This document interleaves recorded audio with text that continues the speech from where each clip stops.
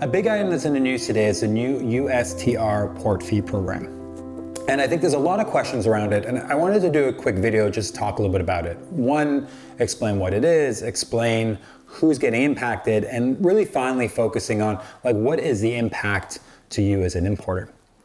So the USTR Port Program is really targeted towards two types of organizations. There is a Chinese entity that is bringing vessels into the US that will be charged basically for every time a vessel comes in, they'll be charged a fee.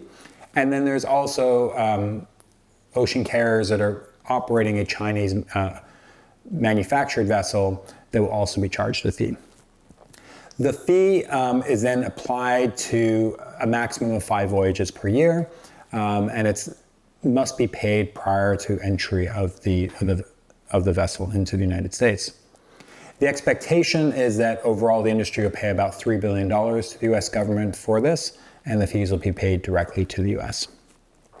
There's an interesting Alphaliner report that just came out, and what they've sort of seen is that the biggest carrier that's going to be impacted by this is Costco, with about $1.5 billion in fees per year. They also sort of did an analysis where they looked at, hey, what's the per TU cost? And in their analysis, they looked at it and said, hey, Costco's actually going to have to pay a cost around over $2,100 a TU. And that actually sounds like quite a bit, which, to be honest, it is.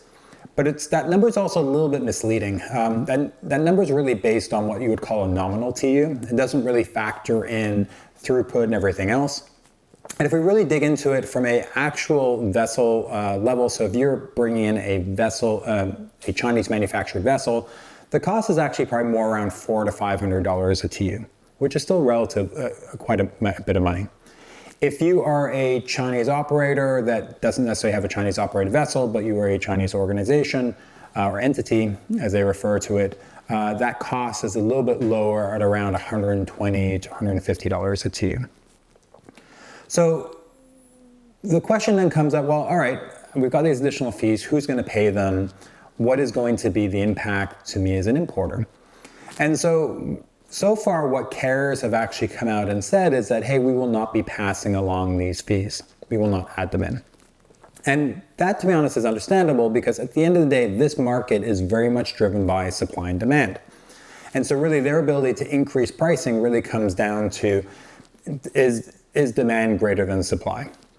And as an importer, no one's going to pay additional money for the privilege of shipping on either a Chinese manufactured or a vessel operated by a Chinese entity when they can basically get the same service from someone else at a lower cost.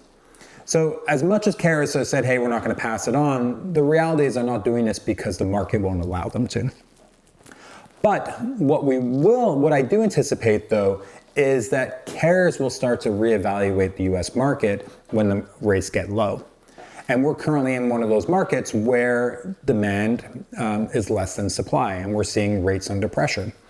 And the way carriers resolve that is they implement blank sailings, they pull capacity, they shut down services. And a lot of times, though, carriers will look at this and say, all right, what is going to be the cost of operating the vessel? What is the amount of revenue I can get? And carriers will actually run a service at a loss. And the reason they'll run a service at a loss is that even though they're going to lose money, they will lose less money than laying it up. And I think what's sort of interesting is that with this new USTR Port Fee Program, that dynamic may change. So if you're a vessel operator and you're a vessel that has not hit its maximum of 5 vessels per year, which will most likely happen now that this program is being implemented in the last quarter, you may suddenly say to yourself, hold up, I'm going to incur another $400 to $500 a TU, which is about $1,000 per 40 foot, in essence a variable cost, right? Plus I've got my cost of lifting the container on, discharging, I got to get the empty back.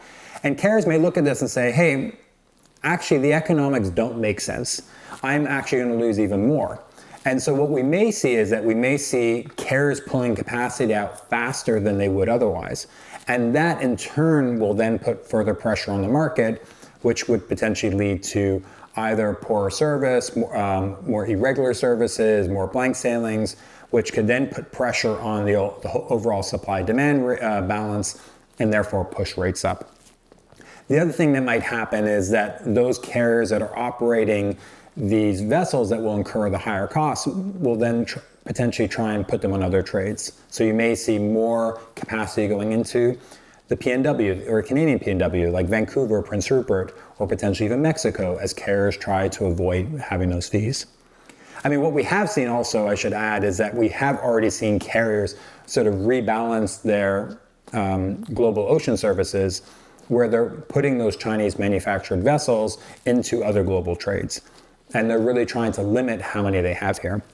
And companies like Costco, because they have such a high percentage of Chinese manufactured vessels in their fleet, their options are very limited. And then you have the other extreme, you've got carriers like Evergreen that almost have zero exposure and won't have any fees at all. And then other carriers sort of fall in between.